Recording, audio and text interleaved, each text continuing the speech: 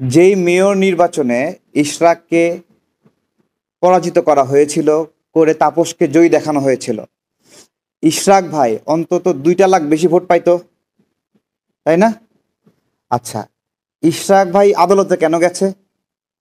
আদালতে গেছে এই জন্য যে তিনি বেশি ভোট পেয়েছেন, তাকে হারিয়ে দেওয়া হয়েছে, তাই না? আদালত কি বলবে? সে হারছে না জিতছে, তাই তো? তাপসের মেয়র হওয়া বৈধ নাকি অবৈধ? তাহলে এই জায়গায় আদালত বলছে যে তাপস জিতে নাই, তাহলে তার প্রতিদ্বন্দ্বী যদি না জিতে, তাহলে জিতে কে? জেতে কে আসলে? আসিফ মাহমুদ শয়তানি করতেছে, বলতেছে যে রাত 12টার দিকে এই হয়েছে ওই হয়েছে, প্রজ্ঞাপন রাতে পাঠাইছে, বিভিন্ন কিছু। তো রাত 12টার দিকে এই সরকারের স্বরাষ্ট্র উপদেষ্টা সংবাদ সম্মেলন করে, অনেক ডিসিশন রাতে নিছে, নিছে না? সেটাও বড় কথা না।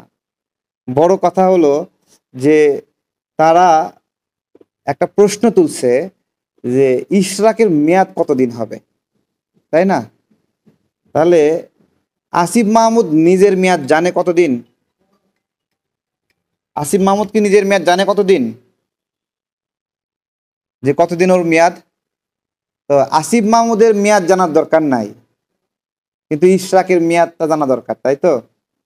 হ্যাঁ, এগুলো ইতরামি শুরু করছে এরা।